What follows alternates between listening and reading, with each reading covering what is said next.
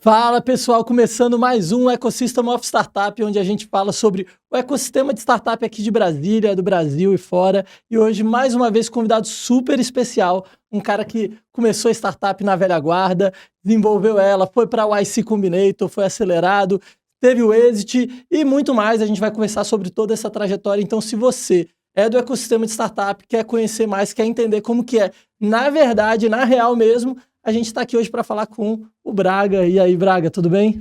Fala aí, Rogério, tudo bom, cara? Como você tá? Obrigado pelo convite, vai ser muito massa trocar ideia aqui, viu? Massa demais, Aqui a ideia é a gente trocar uma ideia sobre o ecossistema mesmo, falar como que foi a jornada de vocês. Vou apresentar você aqui pro pessoal e aí a gente já começa a falar. Boa. Tá? Então vamos lá, deixa eu achar aqui. Beleza, então o nosso foi resumido aqui na sua bio, hein? Foi modesto. Tem gente que é modesto, é assim mesmo. Então, o Roberto é engenheiro de formação, empreendedor por paixão, gostei. Você desenvolve, não? Eu desenvolvo, eu fiz engenharia, então sou desenvolvedor. Engenharia de software. Fiz engenharia de telecomunicações. Telecomunicações. Ah, caramba, curioso. E acabei enveredando por esse caminho do empreendedorismo. Então, gostava muito desse mundo de segurança, gostava muito daquele mundo de infraestrutura. A IP, que foi essa primeira empresa que eu criei, atendia governo aqui em Brasília. A gente entrava em licitações com esse software que a gente desenvolveu. E aí eu comecei a ficar muito curioso porque que algumas empresas davam certo e outras empresas davam errado. E daí que nasceu a minha paixão por esse mundo de startup, entender as metodologias. Organizei um evento aqui em Brasília por muito tempo, foi o Startup Weekend. Comecei a organizar esse evento para juntar a galera, né, no movimento parecido com o que vocês estão fazendo agora com o Lancei. Na época a gente queria colocar todo mundo que estava fazendo alguma coisa relacionada a startup junto. E aí vocês conseguiram trazer todo mundo, todas as 15 pessoas que tinha na Bombou. Bombou. Mas foi um movimento muito legal, porque como tinha gente em outras cidades também querendo fazer a mesma coisa, essas pessoas começaram a querer vir para os nossos eventos aqui em Brasília. Legal. E aí nessa época a gente conheceu muita gente que estava fundando as primeiras aceleradoras do Brasil, os primeiros anjos ali também. E aí começou a rolar um efeito de rede que perpetua até hoje. Até hoje eu falo com galera dessa época e foi uma época muito legal, essa época que a gente começou a empreender. E aí a BX foi a minha segunda empresa. Mas a primeira de startup.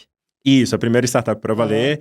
Antes disso, tinha a empresa lá de serviços, tinha feito alguns produtos digitais, algumas iniciativas ali que a gente nem sabia o que era direito, mas hoje, olhando para trás, era a gente querendo fazer spin-offs, querendo fazer startups. E essas iniciativas não terem dado certo, deixou aquela pulguinha atrás da orelha ali, do tipo, cara, o que faz uma startup dar certo? Por que uma galera bomba, uma galera vai e consegue realmente furar a bolha e outras startups morrem ali nas ideias, né? Então, Mas vocês já tinham a ideia do conceito de startup na época, ou vocês pensavam por que empresas dão certo e outras não? Era um negócio meio empresas digitais, empresas de tecnologia, né? E aí tinha uma intersecção muito grande ali com empresas tradicionais, de serviço mesmo. As startups e essas empresas tinham uma intersecção muito grande. Então, esse conceito estava se formando ali, né? Como que você conheceu a startup, o termo startup, ou o ambiente de startup? O Vale. Boa pergunta. Eu acho que foi logo antes de começar a organizar esse evento, justamente por isso. Porque a gente tinha a nossa empresa lá de serviços, tinha criado um produto. Que ano isso? Isso 2008, 2009. O iPhone estourando. Nokia Ovinho. Os primeiros apps ali do Nokia Ovinho ali e tal. E o Symbian na época começando, até alguns apps ali, internet móvel começando também. Essa vontade ali de entender o que fazia, na época o Google já existia, a Microsoft era gigante ali, né? E essa vontade ali de entender como é que essas empresas funcionavam que me trouxe para esse mundo de startups, né? Então acho que o primeiro contato foi aí, foi tentando ver essa... Você tinha consciência, assim, que existe um lugar no mundo que era o maior tecnopolo e que eles cresciam do que né? Do que hoje a gente sabe o que é. Nessa época você já tinha essa consciência? A IP, que foi essa empresa, ela foi acelerada na incubadora da universidade, da UNB aqui. E lá a gente teve algumas palestras, alguns contatos com esse mundo, e foi dali que eu comecei a formar essa consciência, assim, Rogério. Entendi. E é isso até hoje? Você acha que não? Tem algum lugar que tá despontando mais também? O Vale do Silício é muito especial pela densidade de talento. Eu acho que esse é o grande ponto do Vale do Silício. Você andar ali e a cada esquina você esbarrar com gente que tá fazendo coisa transformadora. É muito legal, né? A gente tava em off antes de começar aqui falando do Sam Altman. O Sam Altman era o presidente da Y Combinator quando a gente foi acelerado. Cara, isso é muito E legal. você entrar no prédio da aceleradora e ter um cara ali com o notebook no colo ali, um tênis fosforescente ali, que anos depois é uma das pessoas mais influentes do mundo, é muito especial, é um lugar muito especial. Você já imaginava que ele ia fazer mais alguma coisa? Você achou que... Ou você nem pensava nisso lá? Todo mundo sabia que o cara era genial e ele teve aspirações políticas também, a gente sabia que... Ele foi, se eu não me engano, foi candidato a governador da Califórnia. Pra quem não sabe, esse é o presidente do ChatGPT, né? O founder da OpenAI. É isso. E todo mundo sabia que o Sam era um cara ali que ia fazer alguma coisa que ia mudar o mundo, fez. E mudou. É, isso aí. Então, acho que do ponto de vista do Vale do Silício, é isso. A densidade de talento do Vale do Silício é muito única, é muito especial. Tá. A gente vai falar ainda do Vale do Silício. Antes da gente entrar aqui no Vale do Silício, deixa eu terminar de te apresentar, que eu ainda nem terminei. Boa. É só tanta parênteses. coisa boa, né? Gostei. Então, ele é cofundador da BX Blue, que para mim é a referência de startup aqui de Brasília, porque quando eu estava começando, vocês que estavam despontando aqui em Brasília, startup que foi acelerada pela Y Combinator, né, que é o maior fundo de aceleradora, maior aceleradora de startups do mundo, pode dizer que é a maior? É a maior. É a maior, né? 71 unicórnios. Meu Deus. Acertar muito, né? Eu tava vendo até uma entrevista do Gary, eu não lembro. Gary Tan, ele falando assim, ele foi questionado por que tinham tantas startups charlatões, assim, que quebram e tudo. Aí ele fala, não, na YC não tem. Né? Querendo dizer assim, a gente sabe analisar, a gente sabe construir, existe um formato, não é só dizer que é startup e sair captando dinheiro, né? Que é uma coisa que, se acontece lá com eles, assim, deve acontecer aos montes, né, no mundo todo. É um foco muito grande nos founders, então eles acreditam muito em boas histórias de founders. Eles levam muito a sério aquela história de investimos em founders, não em ideias de negócio. Tem um Brex, por exemplo. O Brex foi uma geração antes da gente, né, que dos founders do Pagar.me, aqui brasileiro, tiveram um exit, e hoje são o maior banco pessoa jurídica dos Estados Unidos, pessoa jurídica ali, pequenos para as médias ali, eles atendem, né?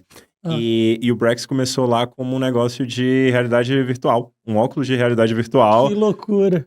E aí, tava indo mal, na metade do bet, chegaram para eles e falaram, cara, vocês venderam uma empresa de pagamentos no Brasil. Que tal fazer alguma coisa relacionada com essa indústria? E os caras criaram o Brex, né? Acharam um gap de mercado lá, nesse mercado de pessoa jurídica nos Estados Unidos, e hoje é gigante. Então transformador, né? Então, acho que isso vale para todo o ecossistema de startups. Os founders são quem fazem as coisas acontecer.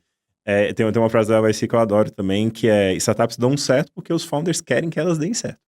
Esse é o motivo número 1 que leva startups a dar sucesso. Investido naquilo para dar certo, né? Exatamente. Pô, mas eu até quero conversar sobre isso como uma experiência pessoal, assim. Realmente tem um momento que a gente não quer mais continuar, assim. Foi o que aconteceu comigo. Teve um momento que eu não queria mais, mas foi depois de tanto não conseguir fazer o negócio chegar lá. O que você acha que muda nesse ambiente, assim? Os startupeiros, eles são pessoas muito bem selecionadas, ou o ecossistema lá que também ajuda a pessoa a entrar numa mentalidade em que ela vai fazer dar certo e que ele vai criar essa resiliência? Porque a resiliência, ela existe, né? A gente continua no ecossistema, mas às vezes a pessoa não quer continuar naquele mesmo projeto.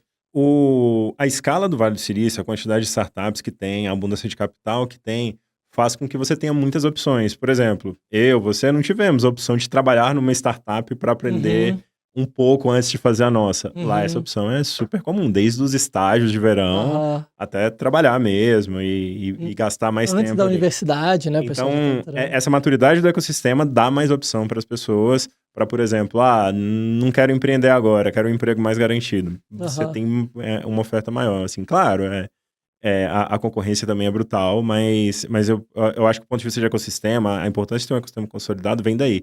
Que as opções não deixam de ser apenas aquela óbvia ali do tipo, tem que ser o herói que vai fazer a startup dar certo para muitas outras. E eu acho que o Vale é uma boa demonstração disso. Massa. Voltando então agora para sua história do início, porque eu acho que, como é a minha referência, eu acho que vai ser legal para o pessoal conhecer um pouco. Então, como que eu conheci você, né, Braga? Eu conheci dentro da BX, que estava tendo um evento lá dentro que a Cotidiano estava promovendo e estava levando as startups que estavam começando lá dentro. E aí eu te conheci, vocês falando, contando, e aí vocês falaram sobre a YC, né? Eu acho que foi você que falou sobre a YC, e eu nem sabia o que era a YC. Na época, assim, de tão no início que eu tava ali dentro. Pô, cumpri o objetivo do evento da época, então, né, de espalhar aí a notícia. Impressionante, né? Eu nem sabia o que era o YC. Então, quando vocês estavam nesse movimento falando, e aí a partir daí a gente meio que afastou, né? Vocês foram seguir a jornada de vocês, porque vocês estavam muito dentro. Melhor, vamos voltar um pouco mais. A BX, vocês começaram quando? BX a gente começou a trabalhar no final de 2016 e a gente tem uma história de startup um pouco diferente da média, que normalmente a gente ouve histórias do momento eureka, tive uma ideia e fui atrás daquela ideia. A gente vinha de outros empreendimentos, eu tive a IP, que foi essa empresa que eu estava contando, o Guga teve o Pulp, que foi uma empresa que era concorrente do que a Melios faz hoje, focado ali em cupom, cashback. E Fabrício tinha Qual Canal, que era um analytics de Twitter focado em TV, em programas de TV ali. E tava todo mundo ali passando o ciclo dessa primeira experiência empreendedora, indo para outros, procurando outros caminhos. Só que a gente, organizando esse evento de startups, a gente se conheceu e queria muito trabalhar junto. Porque a última coisa que a gente queria era passar esse perrengão todo do lado de pessoas que a gente não admirava ou que a gente achasse que não conseguia sair do outro lado, não conseguia entregar. Que maturidade isso, hein? Cara, e isso muda tudo, né? Se provou uma escolha muito acertada no tempo que a gente tocou a empresa. Mas vocês já se conheciam e conheciam profissionalmente? Em evento. Cada um tinha sua empresa e a gente trocava ideia empreendedora ali. E o Fabrício chegou a trabalhar comigo uma época no desenvolvimento do produto, e o Guga e o Fabrício também chegaram a trabalhar junto lá no Qual Canal. Então a gente tinha trabalhado um pouquinho junto ali em projetos, algumas coisas, e organizado eventos juntos. E a gente começou por aí. A gente queria trabalhar junto, a gente queria... Não sabia nem ideia. Não sabia o que queria fazer. E a gente só travou... A primeira decisão foram as pessoas, nós três. E a segunda opção que a gente fez foi, a gente queria ir para uma indústria grande. A gente tinha muito claro pra gente que é muito difícil acertar uma startup. Então, já que é muito difícil acertar, se eu acertar, eu queria estar numa indústria gigante, que tenha muito dinheiro para que o risco que eu tomei compense. Esperto isso. Beleza, que seja dentro aí das minhas paixões e que não seja também em nenhuma indústria que a gente não acredite. Mas dentre as que a gente tem afinidade, aptidão, e todo mundo tem as suas de preferência ali, que fosse uma que a gente tivesse pelo menos essa ideia ali de que é um mercado grandão. E fintech é um mercado... Fintech foi... Até hoje é uma das maiores, né?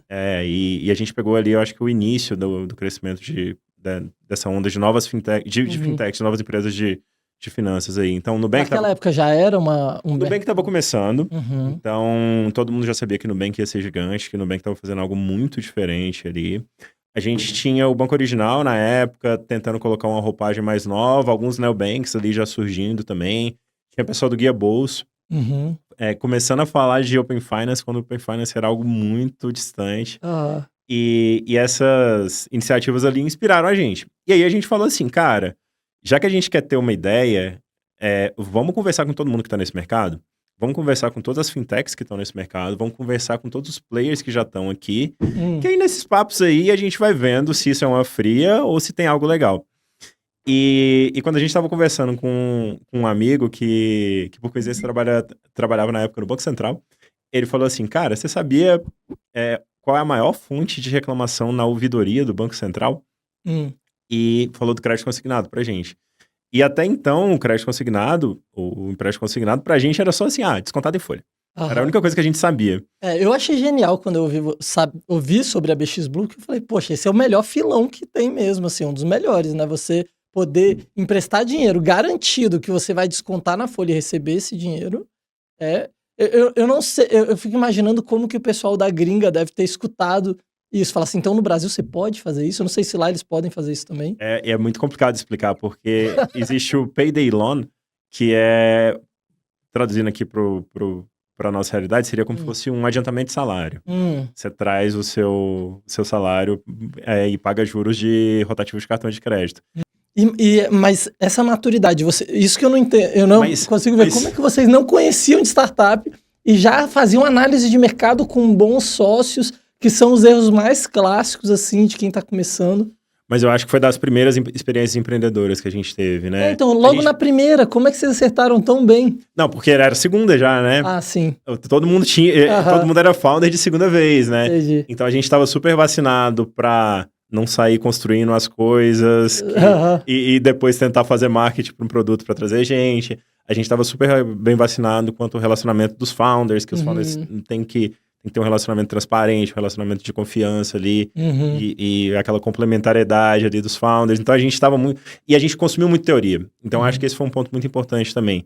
Como a gente estava longe do vale ou de qualquer coisa, o que nos restava era tentar consumir conteúdo. Então, por exemplo, o Guga conseguiu a primeira cópia lá do livro do Business Model Generation, aquele livro do Business Model Canvas lá. Ele conseguiu a primeira cópia antes do cara lançar. Caraca. Conseguiu o rascunho do Lean Startup lá. Isso na internet. Do Eric Ries. Conversando com a galera, mandando e-mail. Essas pessoas eram muito acessíveis nessa época. Não tinha estourado ainda. Porque a maioria desses grandes gurus e das personalidades do mundo de startups eram ainda muito acessíveis, né?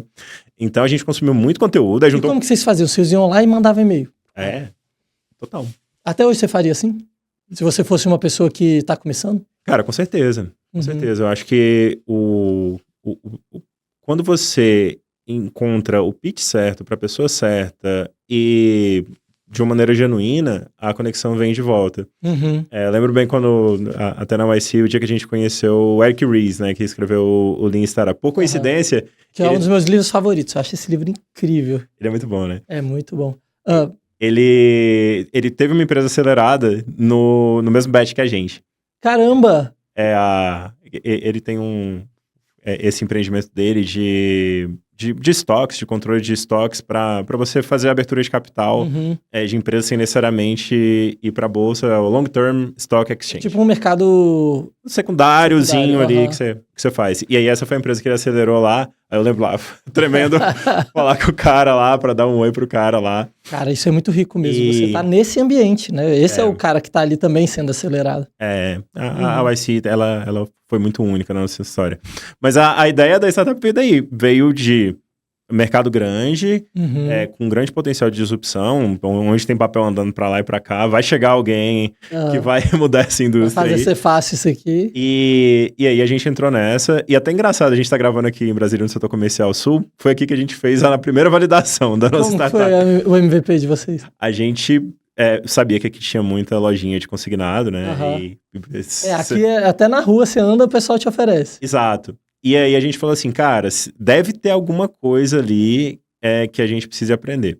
E o que a gente percebeu? A gente percebeu que existiam os bancos, existiam umas lojinhas Rogério Cred, que oferecia lá empréstimo de vários bancos. A gente falou assim, se o Rogério Cred oferece, parece que não há uma barreira de entrada tão grande assim. Tá ali o Rogério, uma mesinha ali, uma pessoa no telefone, deve ter algum jeito de entrar.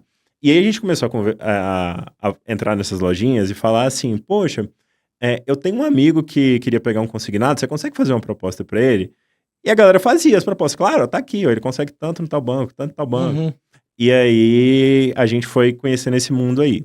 O que a gente fez do outro lado? A gente construiu uma landing page, falando, procuramos a melhor oferta de consignado para você.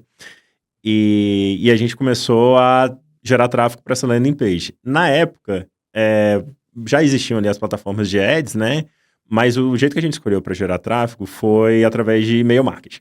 A gente pegou o portal de transparência e tem lá o nome de todos os servidores públicos. A gente falou assim, cara, se eu mandar nome.sobrenome, @nome do órgão aqui dessa galera... Eu vou acertar metade da galera. Se eu acertar alguém aqui do total de servidores públicos, eu vou chegar num cliente-alvo para mim. Isso antes de lista de lead, né? Não existia de você comprar essas listas. Até existia, mas a gente pensou assim, cara, vamos com o que tá na mão aqui. E aí a gente fez essa iniciativa de e-mail marketing. Fomos bloqueados em todos os provedores de e-mail marketing, né? Porque, claro, você subiu uma lista fria. Todo mundo. Uma lista fria que vai ter denúncia pra caramba de spam. Acho que algum e-mail deve ter sido entregue, que começou a chegar lead na página lá. E aí as pessoas começaram a mandar o contra-cheque pra gente. Pega aí meu contra-cheque, pega aí meu contra-cheque. E a gente falou, cara, por que você tá me mandando contra-cheque? Eu só precisava saber quanto que você ganha. E aí eu ia procurar. A pessoa, não, já peguei meu contra-cheque. E aí a gente entendeu que o contra-cheque era uma parte importante dessa história. Do processo. E aí a gente chegava com contra-cheque nas lojinhas aqui do setor comercial sul e falava, ó, tem uns amigos meus aqui que estão querendo empréstimo aqui, faz uma proposta aí pra eles. Aí a gente ia, mandava por e-mail, chegou a sua proposta e tal, e ficou fazendo isso pra aprender. Aí chegou um dia que um dos caras falou... Isso é MVP. MVP na veia. Na veia. Aí chegou um dia que um dos caras das lojinhas falou assim, cara, não, conta aí a história, de onde tá vindo esses amigos seus aí? Um é do Amazonas, outro é do Pará, outro é do Rio Grande do Sul.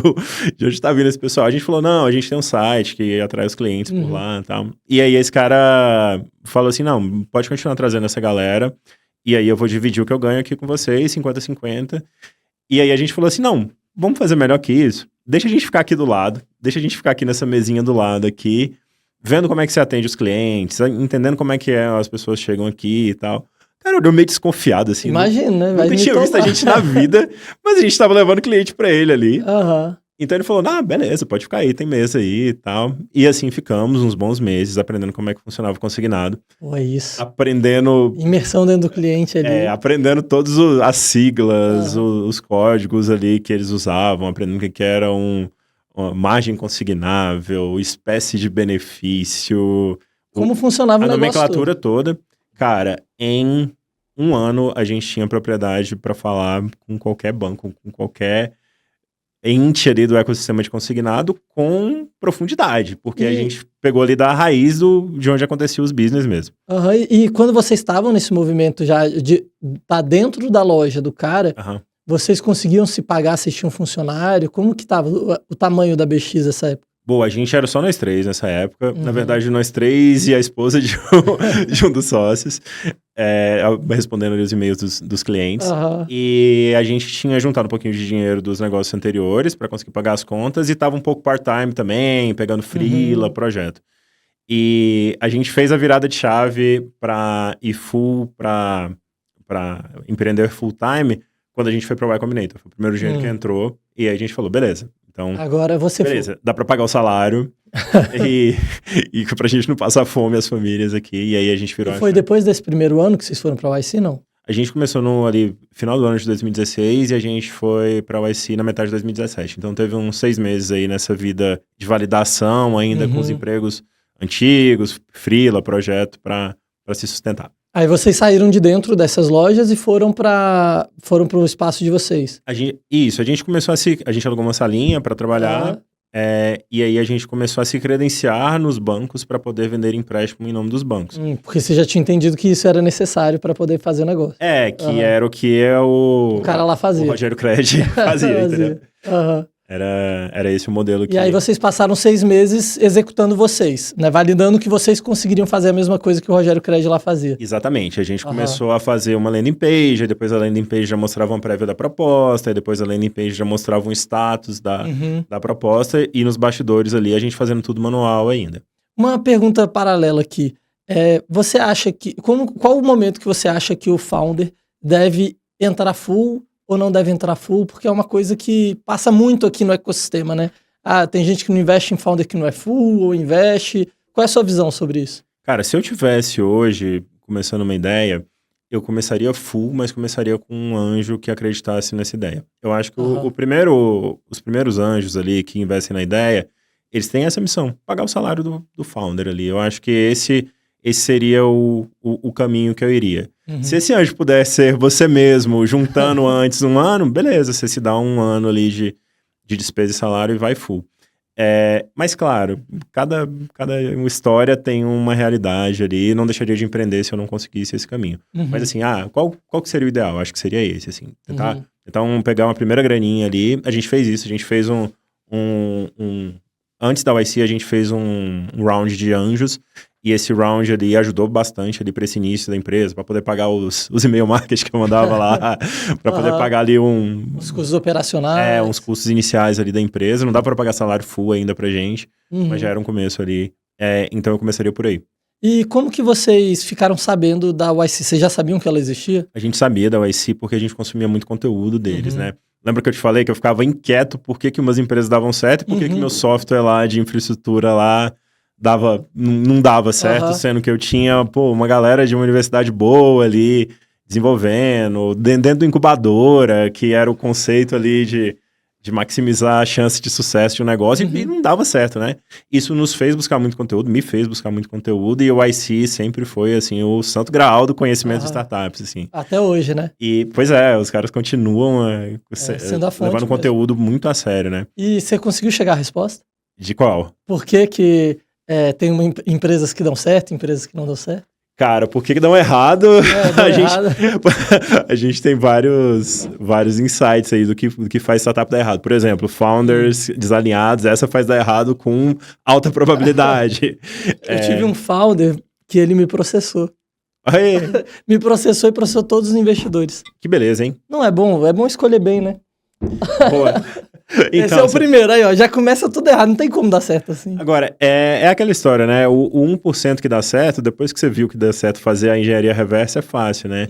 Mas existem algumas coisas ali que dá pra tirar risco, pelo menos, né? Então... Conta aí pra gente, assim, o que tem de aprendizado que você tava nessa busca, né, dessa resposta. Por que tem algumas que dão errado e outras que não dão errado? Boa. Eu acho que a principal que eu aprendi, além dessa dos founders aí, que eu acho que essa é pré-requisito até antes de começar a startup, é pré-requisito. Uma que me chama muita atenção é o quanto as pessoas ainda desenvolvem um produto para depois forçar a barra e levar o usuário.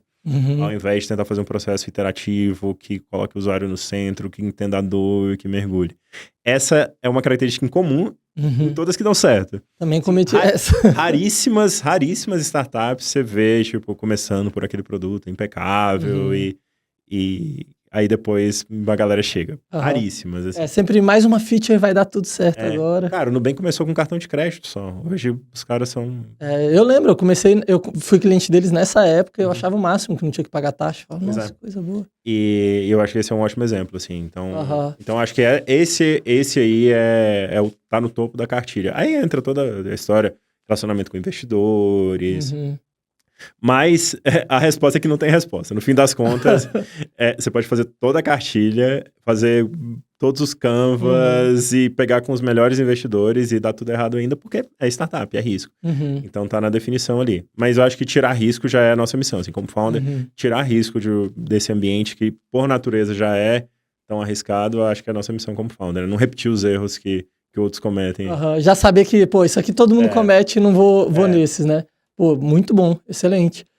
Beleza, então, já sabia que era o IC, foram se aplicar para o IC. Como que veio essa ideia? Já era um sonho desde sempre aplicar? Como a gente conhecia o conteúdo, a gente viu o application ali, e a IC ela tem um posicionamento muito legal, que é assim, que foi o que convenceu a gente a aplicar, que é de graça, não custa nada, e você recebe um e-mail de feedback de algumas linhas, se você for negado. A gente falou, pô, que legal, estamos começando, e a gente pode receber um e-mail de feedback, falando aqui os pontos que a gente pode melhorar e o que tem de legal na nossa ideia. E isso convenceu a gente a aplicar. A aplicação na época era um vídeo e eu lembro que a gente ensaiou bastante ali, porque era um vídeo de 1 minuto só. Então era aquele vídeo que tinha que ser cronometradinho. A gente subiu na Torre de TV aqui em Brasília, gravou o vídeo em cima da torre ali. Que legal. Pegando Brasília e falando, aqui tem gente pra caramba que trabalha pro governo, a gente quer levar empréstimo barato pra essa galera. Ah, que maneiro. Foi esse a mensagem do vídeo, né? É uma boa punchline aí. Realmente, se o cara não vê isso... Pois é, e pra materializar um pouco também, a gente queria, porque uma coisa é você falar números, a outra coisa é falar assim, caramba, botão de prédio, né? E mostrar isso ali pra quem... Mostrar capital, né? Mostrar todo mundo trabalhando pro governo. Exato. E aí vocês fizeram um vídeo, a aplicação... Exato, e aí na época as entrevistas eram presenciais. Então a gente tinha que ir lá pro Vale do Silício pra fazer a entrevista lá. Mas isso já numa segunda fase... pós-seleção, né? Eles faziam uma primeira triagem ou não? Exato, do vídeo e do application de texto. Aí eles chamam, na época eles chamavam umas 500, 600 empresas para escolher 120. Caraca. Então ali, você tem muita chance, mas ao mesmo tempo pouca chance, né? Tipo, você já passou de uma galera, tipo, de 15 mil aplicações, isso. Ou seja, ainda tinha chance alta de dar errado. É até engraçado, a gente tava vendo as fotos dia desses, né? A gente fez compra na Amazon pra trazer pro Brasil, tá? A gente falou, não sei se vou voltar aqui, Vamos né? aproveitar pra fazer compras bem brasileiro. Bem típico, né? O dólar tava mais tranquilo naquela época. E aí a gente foi, e eu acho que esse foi um grande acerto também. Em alguns momentos da startup, um esforço desproporcional se paga. E aquela frase de não é um sprint, é uma maratona, pra mim ela é muito válida. E pra gente, a YC era a época mesmo de dar o gás total ali, de fazer toda a diferença. Mas se a gente ficasse no ritmo da YC pra sempre, a gente ia pirar, não ia chegar a lugar nenhum. Então o que a gente fez? A gente se preparou muito pra entrevista. A YC, ela divulga uma lista de perguntas, possíveis perguntas da entrevista. Essa lista é pública, um blog post lá da YC. E ela devia ter umas 60, 80 perguntas. A gente pegou essa lista e para cada pergunta a gente tinha algumas versões de resposta, tentando trazer para os nossos pontos fortes. E a gente ensaiou muito para as respostas serem muito naturais e para parecer que a gente tinha uma química de founder muito boa. No final a gente tinha, porque a gente ensaiou pra caramba. Mas chegou no ponto... E assim, é super em cima que eles dão um aviso que você vai. Era coisa de uma semana. E aí você compra a passagem na hora ali. E a passagem era reembolso ainda. Então eles pagavam, mas era reembolso. A gente, tem que arrumar grana aqui pra comprar passagem em cima da hora. Crédito. Foi tipo isso. Mas foi muito legal esse processo de preparação pra entrevista, porque a gente chegou muito certo de que a gente, naquela sala, eram as pessoas que mais sabíamos daquele assunto. A gente sabia, tipo, piadinha pra fazer. A gente dava deixa de um pro outro falar, pra dizer que o time era coeso. Então a gente mandou muito bem na entrevista. E isso vocês já sabiam antes de vocês irem pra entrevista. Vocês já foram preparados pra fazer a piadinha, pra fazer a deixa. A gente foi naquela cabeça assim, cara, tamo nessa aqui, tem uma chance baixa de passar, mas tem chance. E quanto tempo de preparação? Semana. Uma semana. Caraca, vocês foram muito bons mesmo. A gente, cara, ficou junto ali, preparando E aqui em Brasília vocês... respiravam, viviam juntos, então para poder chegar nesse nível de entrosamento tem que estar muito tempo junto. A gente viu o negócio esquentando ali e isso fez com que a gente fosse se aproximando mais e se dedicando mais ali, né? Como eu falei, em alguns momentos da startup ali, cara, tem que ser realmente gás total ali nas rodadas de investimento, nas grandes entregas, realmente gás total. E a gente equilibra com o dia a dia, né? E a YC tem um negócio muito legal que é assim, se você não passa, a gente fez entrevista, sei lá, 11 horas da manhã, meio-dia ali. Se você não passa, chega um e-mail, aquele e-mail do feedback, chega só que com você lá. Você na entrevista? Não, logo em seguida. No Vale do Silício lá. Tá. Eles mandam você pra casa e falam, até o fim do dia você vai receber uma resposta. No mesmo dia. Isso, no mesmo dia. Mas se você aceita, você recebe uma ligação. E aí seu telefone toca e fala, você foi aceito e tal. Aí vocês deixaram o telefone na mesa. Exatamente. A gente deixou o telefone na mesa, passou o dia inteiro olhando pro telefone. Comprou uma caixa de cerveja, falou, vamos beber. Chocolate, porque... Tinha que estar sóbrio pra receber a ligação. Falar bonitinho, né?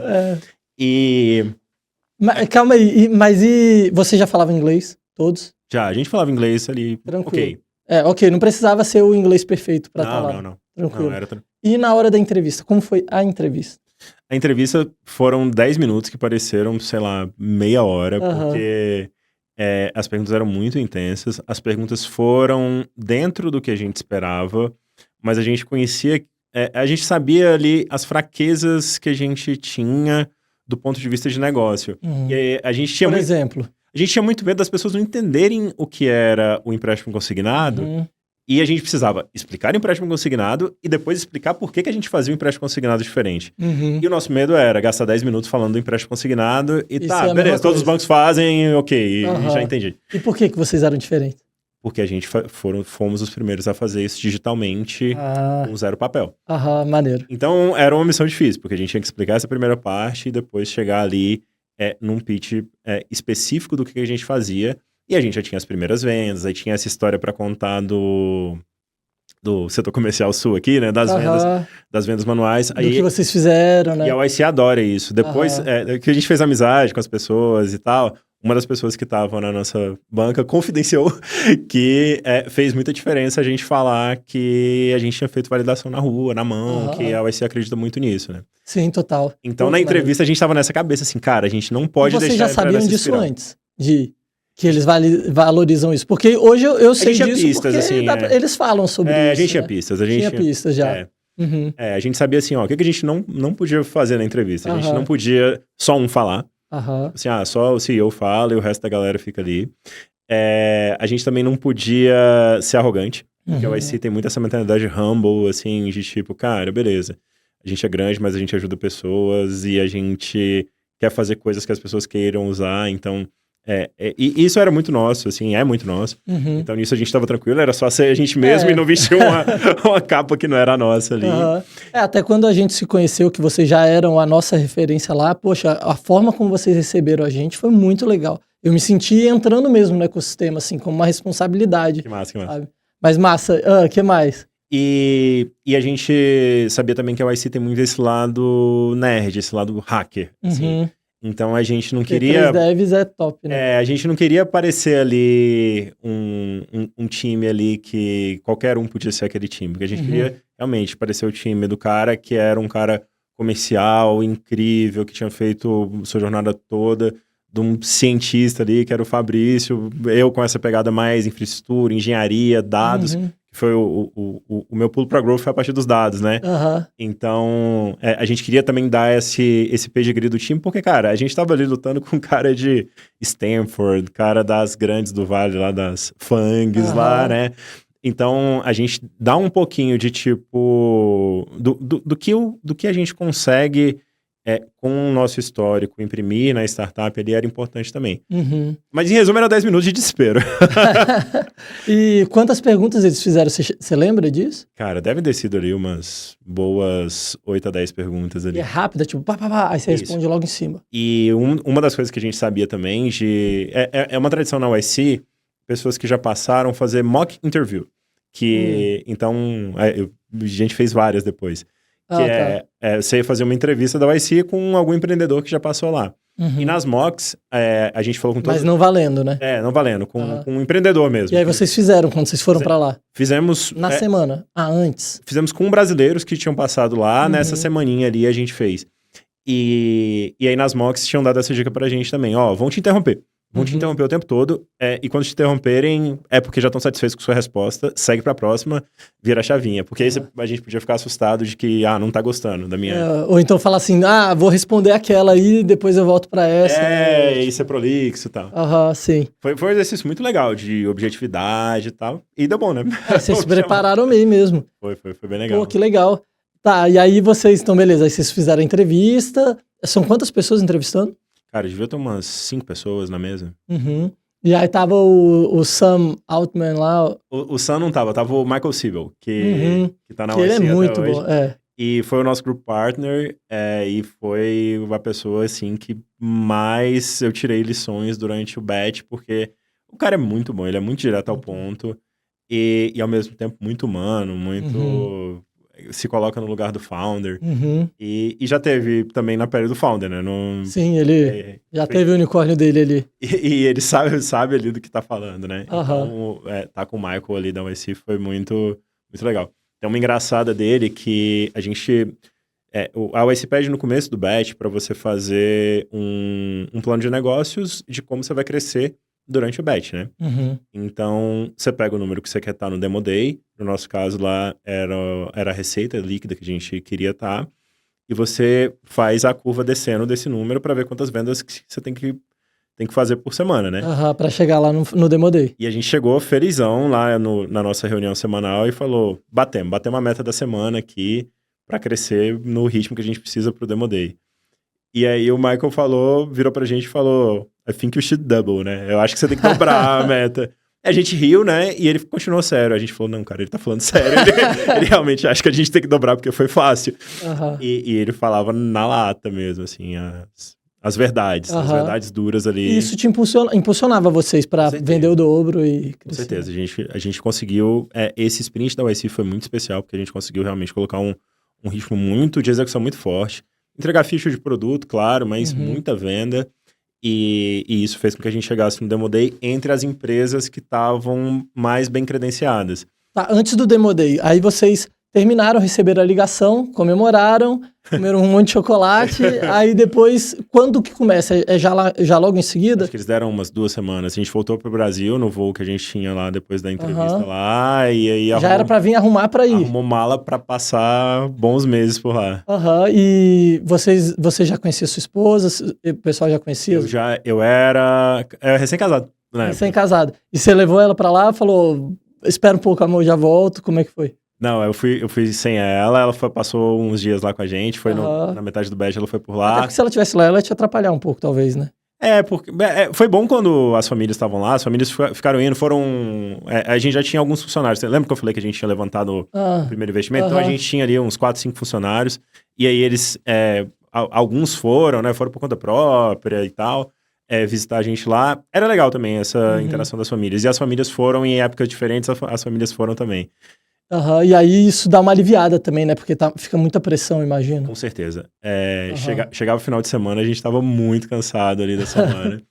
E era meio que aquele ciclo semanal, assim. Os ciclos acabavam na semana, assim. Então, a cada semana tinha uma grande entrega, que era a meta que a gente tinha que correr atrás. Geralmente estava pareada com alguma entrega de produto, alguma feature para destravar alguma coisa.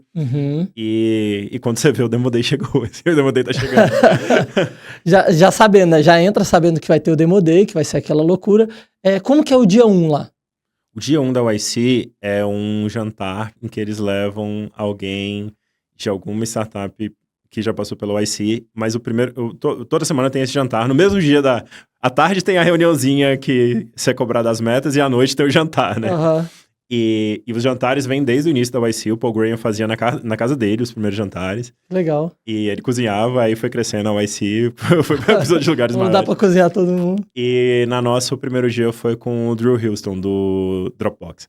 Caramba, que maneiro. Ele que fez E o Dropbox na época super hypado, né? Estavam lá em cima. Isso. Estavam naquele Mas aí é um jantar informal, pra mais ter uma interação entre a galera. Pessoal... São papos off the records, assim.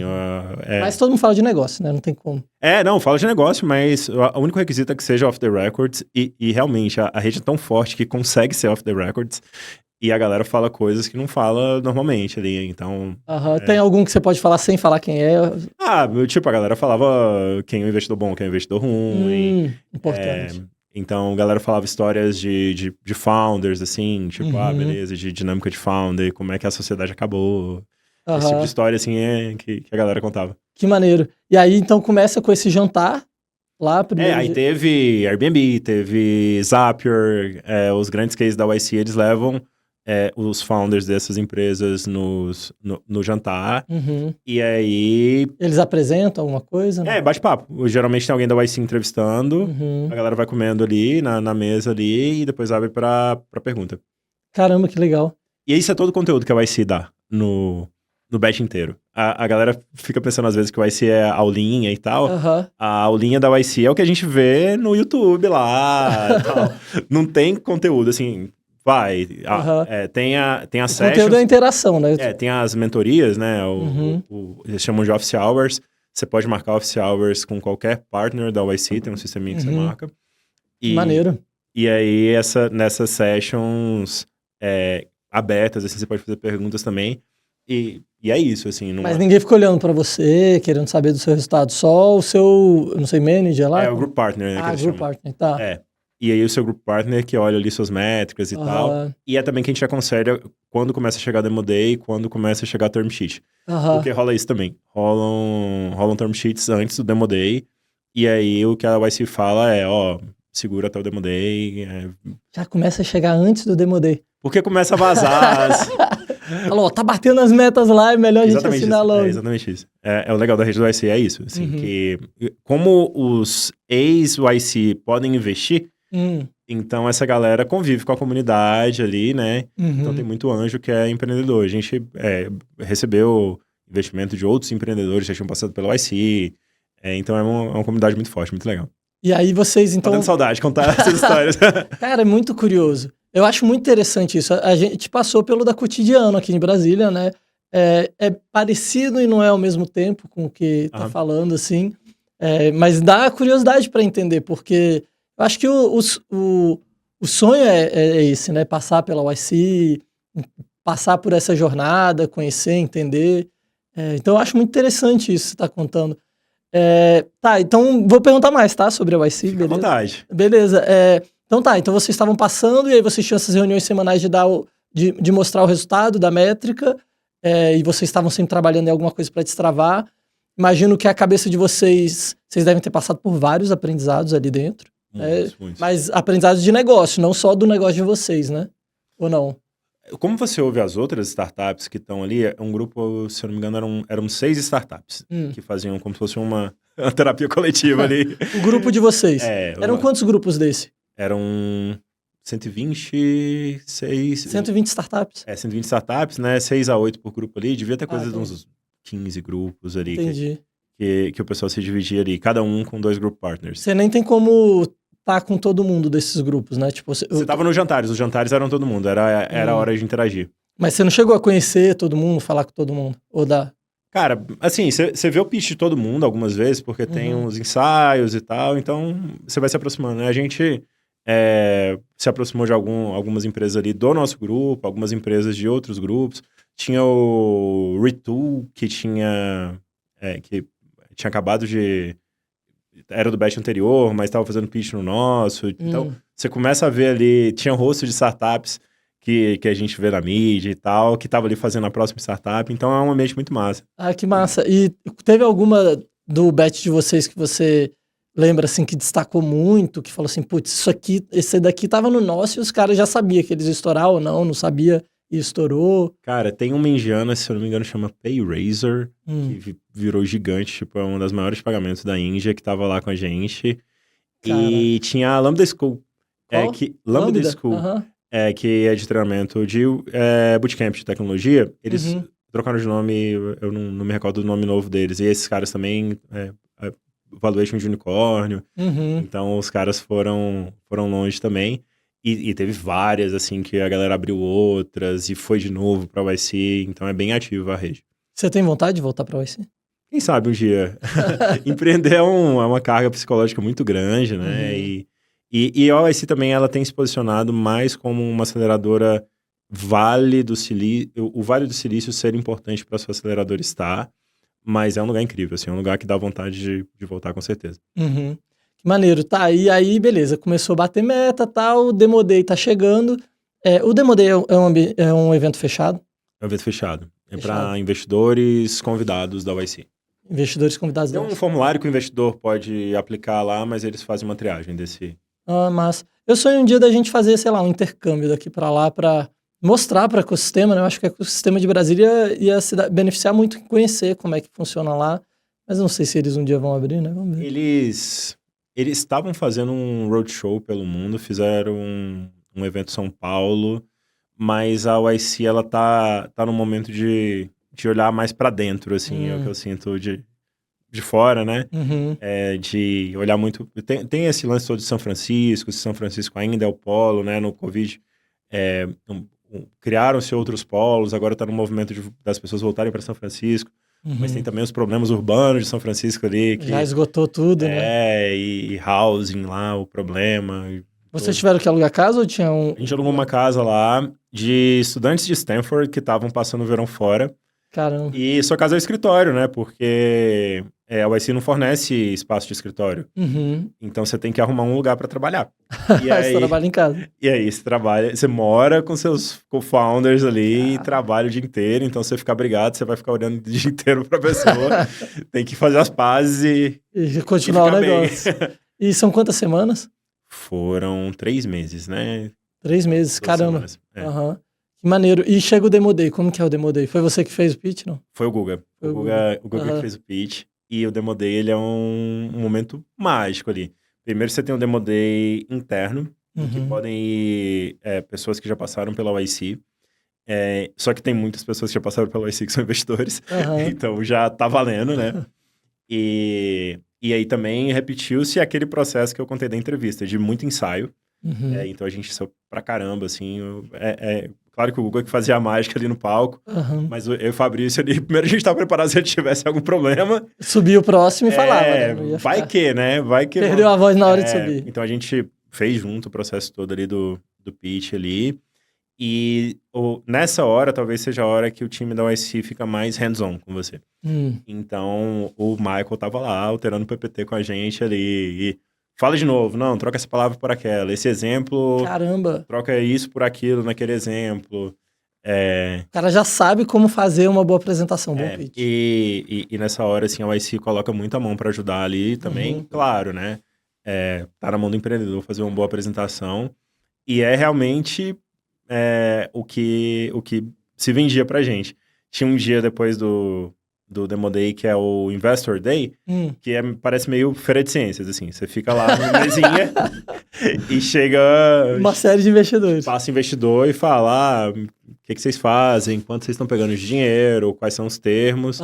E a gente recebeu investimento desse jeito, assim, pessoa desconhecida sentar na mesa. Então vocês tinham, nesse momento, investidor anjo, aí vocês tinham o YC de investidor. Isso, o chequezinho da YC. E aí pegaram um investidor lá. E a gente levantou um seed round lá. Um seed. Que eram vários investidores. Era um grupo. Isso. A YC tem um documento padrão, que é o SAFE. E o SAFE, ele permite que você levante vários concomitantes ali, né? Ao mesmo tempo, para fazer como se fosse um pool de investidores ali. E aí... a rodada, né? Aí com os SAFEs ali você então, não necessariamente era do mesmo grupo, eram pessoas que queriam e vocês tinham uma afinidade. Qual que era o critério que vocês usaram para selecionar os investidores? A gente tentou ir primeiro para os que tinham... assim, né? A gente sabia que a América Latina não era a preferência dos investidores. Os investidores preferem ir para as bolas de segurança ali, né? SaaS nos Estados Unidos, bonitinho. E a gente era fintech e América Latina, né? Então a gente falou assim, cara, quem tem track record aí de investir em empresas América Latina? A gente já falou com esses caras. E teve um primeiro investidor, um primeiro grupo que investiu na gente, que era mexicano. E esses investidores abriram muitas portas pra gente ali, pra gente conseguir outros investidores. Eles foram o primeiro ali que... Foi o primeiro e, com certeza, abriu muitas portas. Esses caras trouxeram mais 3, e aí, beleza, teve o cara que passou na mesa lá. Teve o cara da mesa? Cara, tem uma história muito engraçada. Tocou o telefone, parece até golpe. Tocou o telefone do Guga. Tava do lado dele, a gente ali... Na mesinha? Na mesinha que a gente fazia tudo, que a gente almoçava, jantava, trabalhava. E aí tocou o telefone, aí ele começou a falar com o cara, não, beleza, foi o mexicano lá que passou o contato e tal. Aí esse cara falou assim, quero investir em vocês. Aí o Guga, beleza, vamos marcar pra gente sentar. Ele, não, manda o Pix, né? Tipo, não tinha Pix na época. Eu já quero investir em vocês. Aí o Guga falou assim, legal, obrigado. Mas você não quer conversar? Não, já me falaram que vocês estão mandando bem aí, tá tudo certo. E aí o Guga falou, tá bom, e quanto você quer investir? Aí o cara falou, não, $38 mil. Aí o Guga, tá bom, tô mandando no seu e-mail o SAFE pra você assinar, os dados bancários pra você depositar, mas por curiosidade, por que 38 e não 35 ou 40? Ele, não, 38 é meu número de sorte. Caramba! Esse cara investiu na gente. E o cara existia mesmo, a gente conheceu o cara depois e tal, e demos boas risadas com ele. Que interessante. E quando vocês foram pro Demo Day, vocês já tinham formado a rodada que vocês queriam fazer?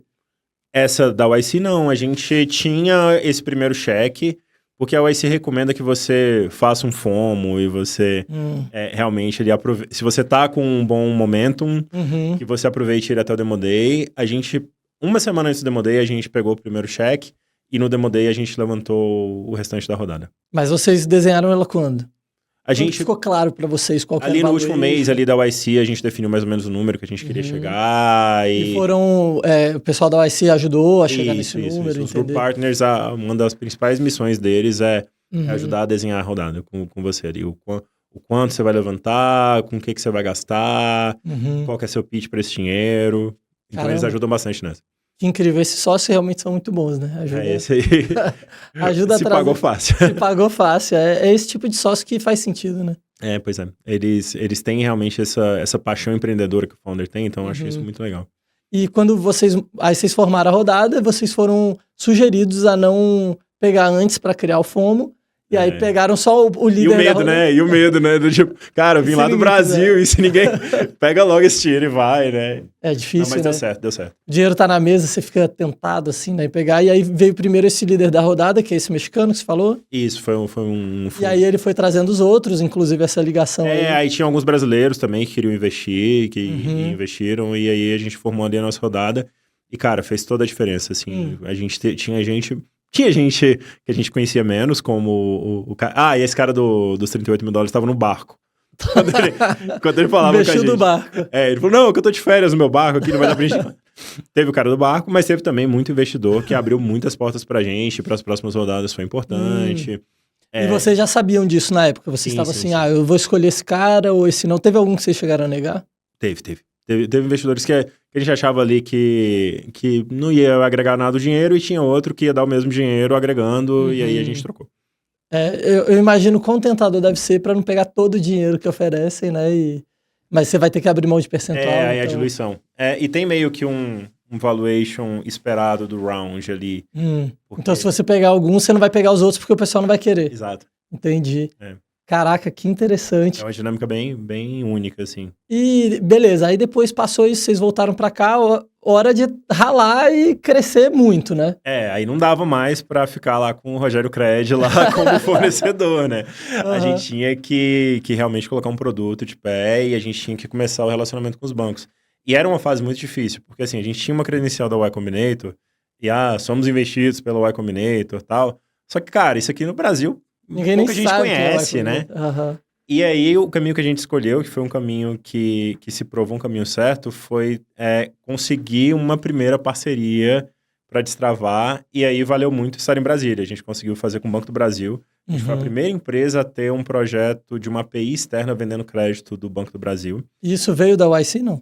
Isso, a YC ajudou, mas eu acho que ajudou mais estar em Brasília e conhecer o ecossistema ali, tá... Do lado do Banco do Brasil, literalmente. E ter mudado a mentalidade também. A gente participou de programas de aceleração nacionais também. Tinha o Startup Farm na época. Isso antes da YC. Então a gente tinha participado do Startup Farm. E a gente participou de um programa da Visa também.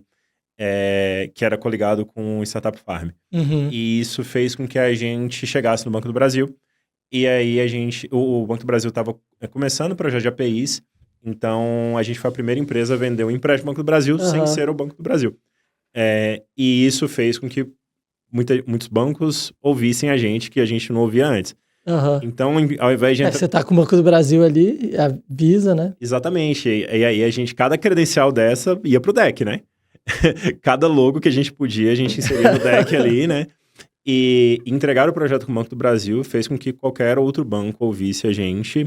E isso foi muito legal, porque a nossa tese... Foi uma POC que vocês fizeram para eles? Isso. A gente, na verdade, fez uma conexão mesmo para valer e começou a gerar as ofertas no nosso site. Então foi ali, vocês falaram, agora eu já não preciso mais do Rogério Cred, agora eu já posso vender para todo mundo. Exatamente. Só que o que a gente precisava? A gente precisava de vários bancos na nossa plataforma, porque a nossa tese era... Se eu tiver vários bancos, eu consigo atender o cliente com uma oferta melhor de crédito, porque ele vai ter opção de escolha. Senão você vai estar segmentado por banco e aí você virou cliente. Exato, aí eu virei a terceirização do banco ali. Então a gente precisava ir para mais bancos. Só que isso ao mesmo tempo gerava uma dificuldade de produto, que era cada banco uma integração. Imagina, banco não é lá a TI mais resolvida do mundo, né? Geralmente são integrações mais complexas e API. Muita segurança, né? Exato, compliance ali. Imagina, compliance lá com 20 investidores, incluindo o cara do barco lá, que eu tinha que responder lá nos questionários de compliance. Então, foi essa fase do seed até o Série A da BX, foi uma fase de muita relação de produto.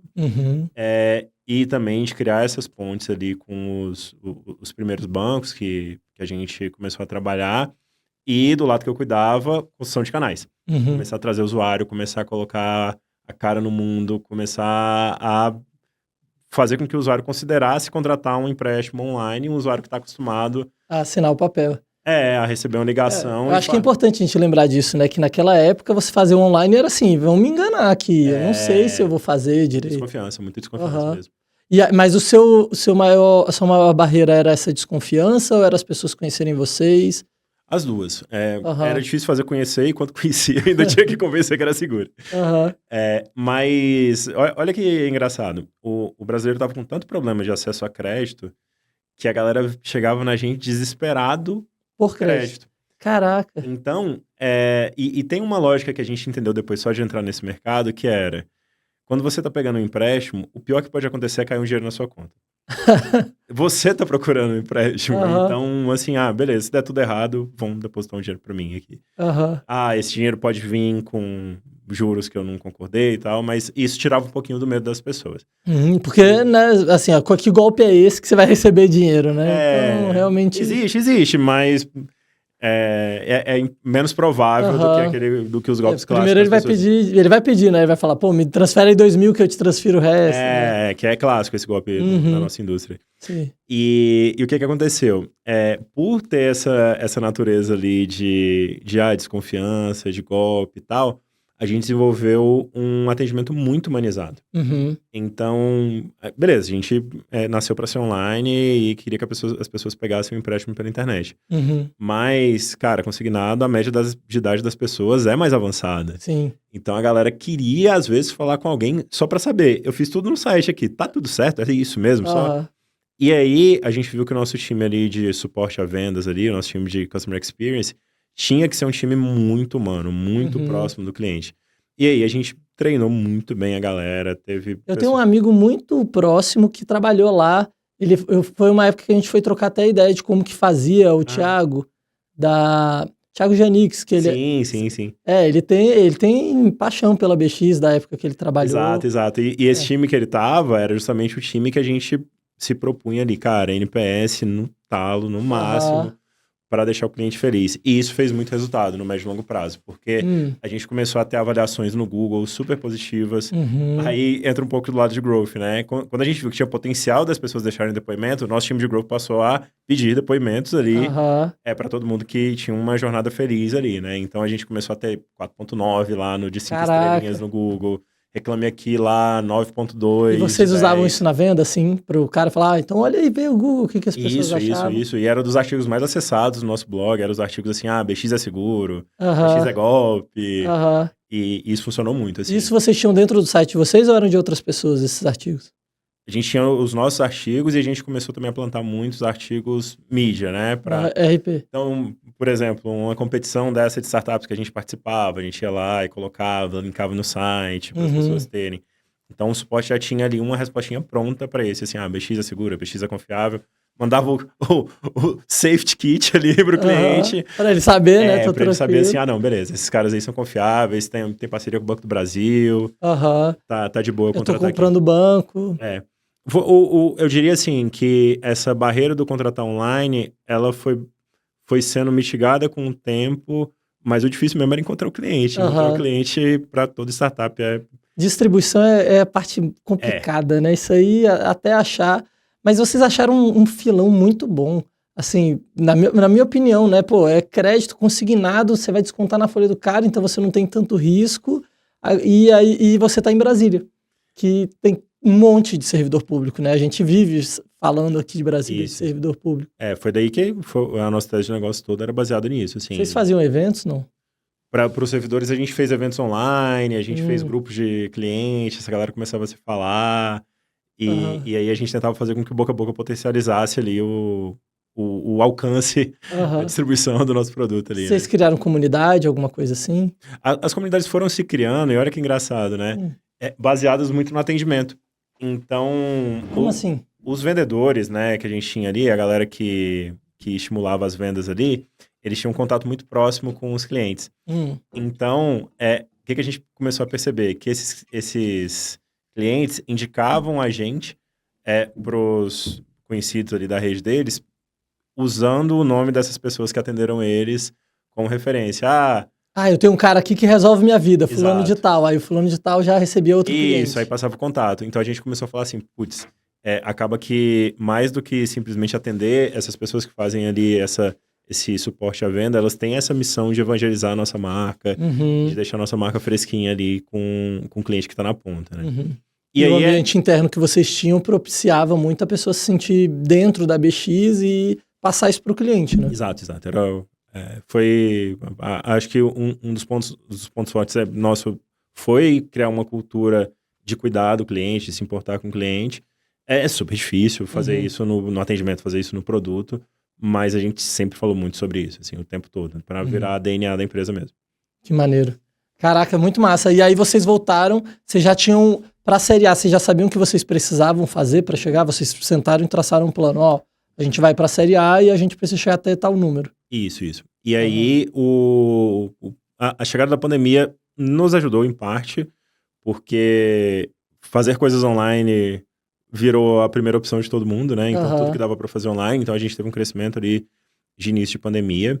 E a gente começou a construir alguns canais de distribuição sólidos. Conteúdo foi super importante pra gente. Então... Conteúdo são essas matérias ou conteúdo sobre... SEO. SEO. A gente viu que tinha um gap de informação na internet sobre consignado. Começamos a escrever bastante sobre isso. Então, montamos um time interno de conteúdo que começou a publicar artigos das mais diversas vertentes do consignado. E aí a gente percebeu, poxa, além de saber sobre o consignado, quem pode, quem não pode, como que pega, a história toda, a galera queria muito saber sobre a vida do servidor público, sobre a vida do aposentado do INSS ali. Então a gente começou a, sei lá, soltar quando vai ter aumento para o servidor público, quais são os feriados do servidor público. E de onde que vinham essas ideias? Do nosso time de interno lá. A gente ficava observando os números. A gente ficava traqueando muito ali o que estava dando volume de buscas do Google. A gente tinha também um time de produção de conteúdo, jornalistas ali de olho ali nas trends ali. Mas, cara, se for, tipo, essa semana, Olimpíada de servidor público, vai que tem um cara da Olimpíada lá que é servidor público de algum lugar. A gente ia lá escrever a matéria.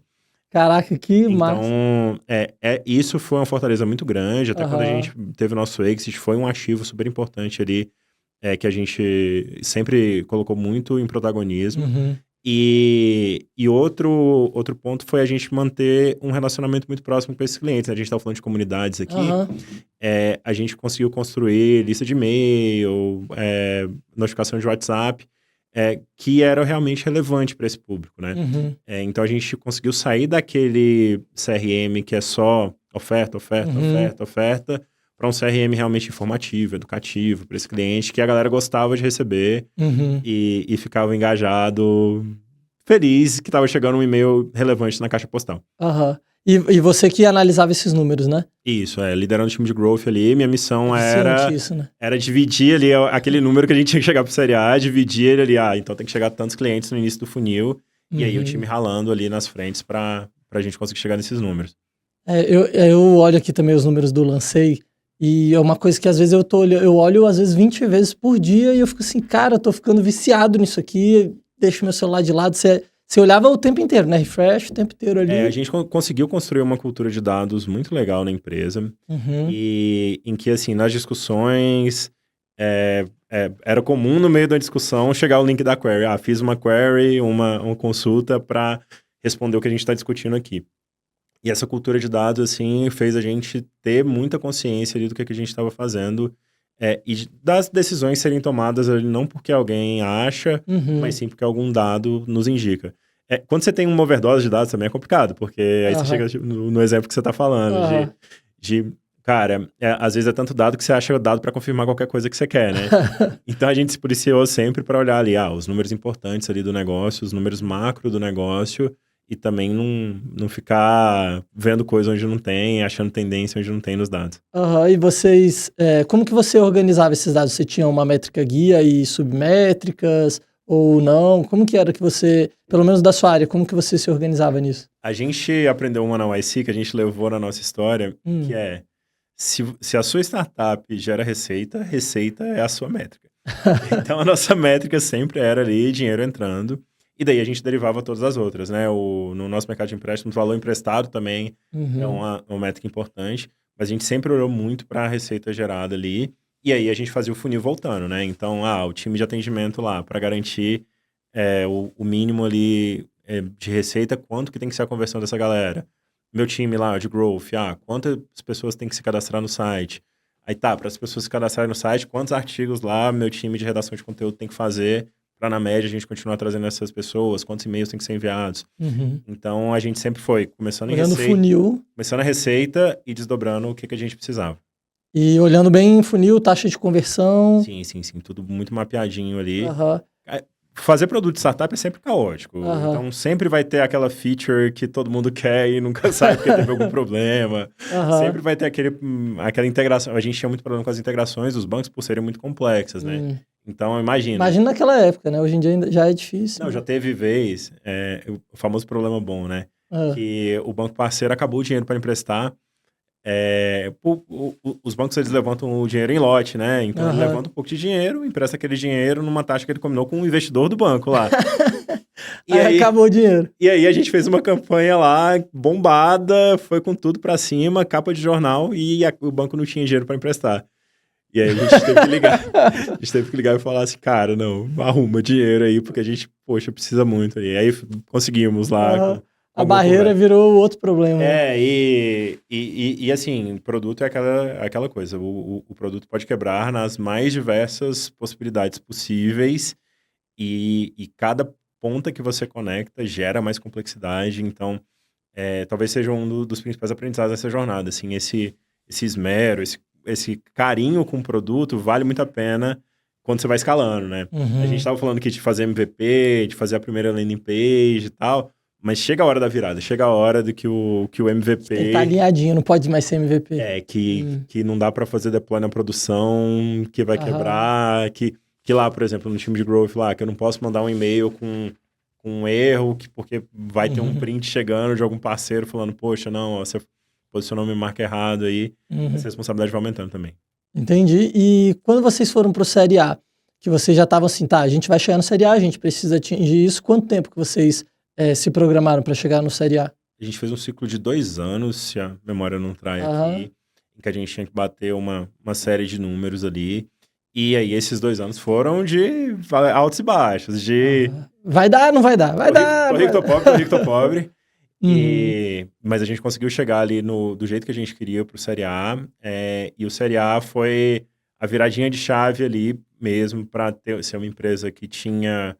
departamentos, uma empresa que tinha potencial de trazer pessoas do mercado, escolher pessoas específicas do mercado que a gente queria para resolver dores específicas, de lá no meu chapéu de growth, de poder fazer investimentos fortes ali, fazer uma campanha grande, de colocar um outdoor, de colocar um letreirão em algum lugar, que era uma coisa que a gente não podia nem sonhar em fazer, e a gente começou a poder falar sobre essas coisas ali no Série A. E o Série A, o que vocês buscavam além do investimento? Vocês iam receber um investimento e o que vocês iam fazer com aquele dinheiro? Era claro para vocês? Porque aí vocês iriam para um Série B? Qual que era o pensamento ali na hora da captação? Boa, legal. A nossa tese do Série A era justamente provar que o conceito que a gente fez para um tipo de produto e um tipo de público valia para outros tipos de público também. A gente começou pelos servidores federais. Então, a gente queria ir para os aposentados, que era o grande filão do consignado no Brasil. Então, essa era a primeira tese, né? Provei com um público, quero levar agora para um outro público maior e de mais volume e crescimento. E a outra tese era crescimento, de que os canais digitais eram capazes de trazer clientes ali para o nosso negócio para girar a roda. Então, essa foi o que a gente defendeu ali para os investidores nesse pitch. E vocês tinham calculado, com certeza, o ROI de vocês. Você lembra quanto que estava o retorno sobre o investimento ou vocês não olhavam para Você fala sobre o investimento dos... Você colocava R$1 lá para captar cliente. Quanto que saía, assim... A gente olhava muito para o CAC, né? Então, acho que o principal ponto que a gente olhou bastante nessa fase serial foi para o CAC. Então, pra gente... O objetivo era baixar o custo do CAC. Isso. E aumentar a quantidade de clientes. Exato, porque como a gente tinha os canais orgânicos, o CAC global nosso era um CAC sustentável, legal.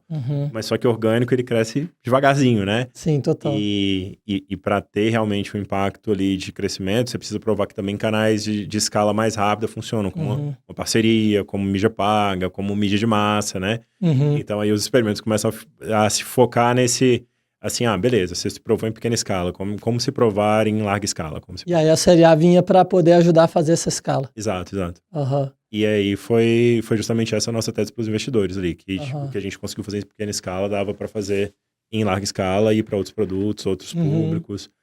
Pô, isso é muito maneiro, porque aí você vai chegar para fazer um experimento, mas você já testou quase tudo, né, pro experimento. Você só não fez aquele experimento caro ainda, né? Você diminui risco, né? Uhum, Você vai mitigando riscos no caminho. uhum. Eu lembro quando eu fui fazer minha primeira startup, que hoje, pensando, nem era uma startup, mas eu queria que fosse, né? Eu contratei um consultor, e aí eu levantei um dinheiro lá e a gente tinha 300 mil para marketing. E aí ele falou assim, eu não tenho medo de pegar esses 300 mil e pagar tudo pro Porta dos Fundos, fazer um vídeo e viralizar, e assim, sabe? Tipo, que viagem, né, velho? O cara ia queimar o dinheiro, assim, e dando a pior dica possível, porque é o contrário, é isso, né? Provar todos os canais e que agora talvez faça sentido um novo canal. É isso ou não? É isso, a gente fez teste de canal pra caramba, assim. Então, por exemplo, aquele primeiro teste que eu falei pro você lá do e-mail marketing, Uhum, por coincidência, foi um dos canais que deu mais certo pra gente. A gente viu que a gente tinha um público que lia mesmo e-mail, que uhum, tinha muito desse público que estava o dia inteiro na frente do computador, então dar uma passada no e-mail é natural, se você uhum. trabalha o dia inteiro no computador. E a gente fez teste pra caramba, assim, tipo, de abordar pessoa na rua, É, panfleto, cartinha, ligação de voz, todos os canais, assim, a gente foi da TV, todos os canais a gente foi testando e TV sentindo. vocês fizeram? A gente fez teste de TV, de merchan, de Rádio. rádio. E não eram os melhores, era o e-mail marketing. Ó, os canais que se provaram legais pra gente, Ah, conteúdo, drivando gente pra CRM, esse SEO. foi o mais vencedor. E parcerias. Parcerias também funcionou bem. Ah, Então, quais tipos de parcerias? por exemplo, um site de finanças mandar lead pra Ah, gente, tá. ou um site que vende outros tipos de empréstimo, mandar Ele não tem esse produto e aí ele isso, te passa, é, e aí vocês passam comissão. exato.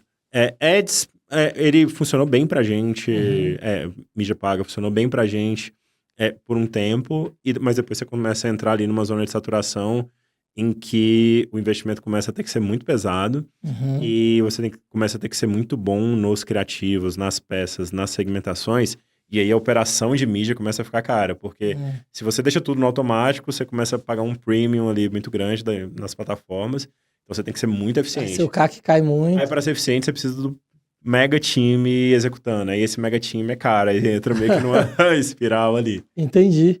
Pô, que maneiro. E aí vocês fizeram série A, foi difícil série A? Como é que foi pra Foi um vocês? momento difícil, porque estava começando o inverno das startups, aquela Uhum, história toda. pós-Covid.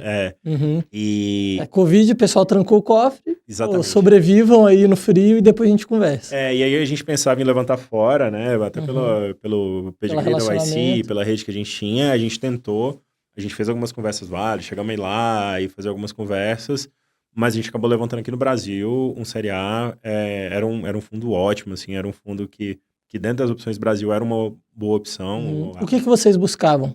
A gente buscava abertura na indústria financeira, então Uhum. a gente precisava desse institucional ali para ser essa abertura, porque as parcerias com os bancos começavam a ficar mais complexas, né? Então Uhum. tinha uma negociação que tinha uma vertente ali mais profunda do que simplesmente chegar e se cadastrar no banco lá, como a gente começou, né? Uhum. Então isso era muito importante para a gente. E a gente queria alguém ali que abrisse portas para as próximas rodadas, né? Um bolso largo, para que, já que a gente tinha um relacionamento, Aham. pudesse aportar nas rodadas seguintes ali. Já sempre olhando na próxima rodada. Exato. E vocês já sabiam que vocês queriam fazer um exit, não? A gente começou a pensar em exit quando a gente percebeu ali que a gente tinha um caminho de tentar virar uma instituição financeira ou continuar como marketplace independente ali. Uhum. E o que eu acho que o principal ponto foi que quando a gente percebeu que para a gente continuar como marketplace, a gente tinha que ter integrações com vários bancos, e essa integração com vários bancos era muito custosa do ponto de vista de produto, e se eu fico muito grande, eu começo A a... concorrer. Aí eu viro concorrente do meu próprio parceiro, e aí a gente começou a ver essa dinâmica se desenhando para a gente ter só um banco, da gente Uhum. ser o próprio funding ou a gente virar banco. E Uhum. a gente falou assim, cara, se tá chegando a hora da gente virar banco, tá chegando a hora do exit. Então foi daí a nossa decisão. Caraca, que maneiro isso. Porque é uma das coisas que a gente conversa aqui bastante sobre o mercado do ganha-ganha, né? De você não chegar no mercado para dividir, mas você chegar para somar. E você tem uma rede de parceiros ali dentro que se você quer virar banco, ele já começa a falar, ué, mas a gente não era parceiro, né? Não tá aumentando a fatia e agora você quer comer o meu pedaço aqui do bolo. Isso passou na cabeça de vocês, alguma coisa assim? Sim, foi mais ou menos isso Foi mesmo. isso mesmo, né? E eu acho que tem um ciclo empreendedor também, né? Eu acho que a gente começou a olhar ali para o que a gente estava construindo e falar assim, cara, está se encaminhando para um fechamento de ciclo aqui, tá? Isso foi antes da Série B ou vocês fizeram Série B? Não. Não, a gente não fez Série B. E... Mas quando vocês terminaram Série A, vocês estavam mirando Série B? Ou não? Vocês já estavam falando assim, putz, tá chegando essa hora? Não, a gente tava mirando Série B, sim, e na metade do caminho a gente começou a pensar em exit. Como a gente lidava com bancos, sempre foi natural os bancos perguntarem pra gente, e aí, quero comprar vocês, quero falar com vocês. E a gente nunca abriu essa conversa. Abriu essa conversa e uma hora a gente falou assim, cara, vamos sim considerar esse exit, porque esse ciclo tá se encaminhando ali para uma direção que a gente acha que combina com o exit. Foi, assim, ou vou virar banco, ou a gente faz o exit, que vocês tomaram a decisão, ou teve alguma coisa individual de vocês, assim, de tipo, pô, estamos muito tempo nessa jornada, talvez seja um momento... Acho que as duas coisas. E partiu de quem de vocês? Isso. Acho que foi comum, assim, o sentimento. Caramba, vocês têm muita sintonia, né? Muito sincronismo aí nos founders. Foi uma relação muito legal, assim. E o time recebeu isso tranquilo? Como é que foi? O time ficou meio... sem entender um pouco da dinâmica, né? Você cria muita paixão pela marca e cria muito envolvimento das pessoas ali. Mas o time recebeu bem, o time continua, boa parte do time continua hoje. E eu acho que esse sentimento que a gente tem de missão cumprida ali, de um ciclo que se fecha, foi nascendo também nas pessoas do time. Caraca, que maneiro. E aí, beleza, vocês falaram assim, tá chegando a hora da gente vender, tá na hora de sair aqui. Como é que vocês fizeram? Vamos conversar com os bancos? Ou vocês se prepararam para isso? Ou teve alguma situação que chegou e vocês abriram para isso? A gente queria muito que o produto continuasse. E que o nosso exit não fosse um exit que simplesmente ali, beleza, alguém comprou a nossa base de usuários, alguém comprou o nosso software, né? Então a gente começou a falar com players da indústria que tinham vontade de estar nesse mercado, né? E daí que veio o nosso exit. Então, acho que a satisfação empreendedora é ver o nosso produto continuando sendo usado, o nosso produto continuando servindo para uma função. Então, acho que esse foi o grande drive nosso. E aí foi o que a gente priorizou ali, né? Nas conversas de exit, era esse tipo de exit. Exit que estivesse olhando ali o que a gente construiu para manter vivo e para continuar. É público para quem que vocês venderam? A gente vendeu pro PicPay e hoje o produto de consignado... Tá lá com eles. Isso, o produto de consignado do PicPay tem como inspiração ali o que veio do BX. Tem quantos anos? A gente vendeu no início de 2023. Início de 2023. Isso. Caraca, que maneiro. Quando vocês venderam aqui, vocês eram o maior case de Brasília, não eram? Eu acho que eram. Eu não sei as métricas aí para o instituto aí que mede aí, mas, cara, se a gente tiver inspirado gente a empreender aqui em Brasília, eu acho que vale muito, porque quando a gente começou tinha nada, assim, então é muito legal ver outras startups saindo daqui e a galera falando de startup no dia a dia aqui de Brasília. Muito massa. E comunidade, assim, sem ser agora da BX, depois da BX, você continua, né, no projeto, não? Isso, eu continuo trabalhando agora no PicPay. Continua trabalhando no PicPay, continua no projeto. E aspirações além disso, porque né, tem a vida empreendedora, mas além disso, você pensa em futuro, o que você está pensando aí de comunidade, ou não está pensando de comunidade, está pensando em quê? Boa. Ajudar a gente que está começando é sempre legal, né? Então, desde que a gente concluiu essa história da BX, ajudar empreendedor que está começando e bater papo, mentoria, é sempre muito legal, né? Tem feito? A gente já trocou muita ideia de WhatsApp aí e realmente, assim, tenho conseguido ali ajudar uma galera que está começando aí, então isso é sempre bom. Você saber o que está acontecendo, saber o que está girando ali. E empreendedor uma vez, empreendedor sempre, né? Seja dentro de algum lugar ou Pro-founder, né? Sempre. Esse DNA de founder ali, ele não muda, né? A gente está sempre buscando coisa, buscando inspiração ali para fazer diferente. E você, pô, quando eu te mandei mensagem convidando aqui, falando, ó, estamos tentando começar uma coisa aqui, você falou, pô, que maneiro, vamos só ajustar a agenda, já aceitou de cara, né? Vamos nessa. Vamos bater papo. Pô, muito obrigado pelo papo de hoje, foi prazer conversar, conhecer a história de vocês, conhecer como que é uma jornada de founder que passa, né, pela Série A aí agora a Série A ficou confuso, mas Série A do empreendedorismo, né, que é o Y Combinator. Boa. E pelo Exit também, que é um sonho, né, a gente sempre entra, assim, tem que pensar onde que vai sair uma hora, né, não vai ficar para sempre aqui naquele negócio. E, poxa, muito obrigado aí por tudo. Obrigado demais, Rogério, obrigado demais pelo convite, foi uma satisfação falar aqui, o projeto tá bacana e tá nesse hall de convidados aqui realmente é uma honra. Espero que o papo tenha sido inspirador aí para quem tá começando e para quem tá também já há um tempo aí na jornada aí também. Sem dúvida. E te convidar aqui agora, as portas estão abertas, pelo menos da Lancei e do ecossistema, para se integrar mais. Estamos começando esse projeto aí, vamos conversando mais. Fechado, beleza. Valeu demais. Obrigadão. Valeu, Braga.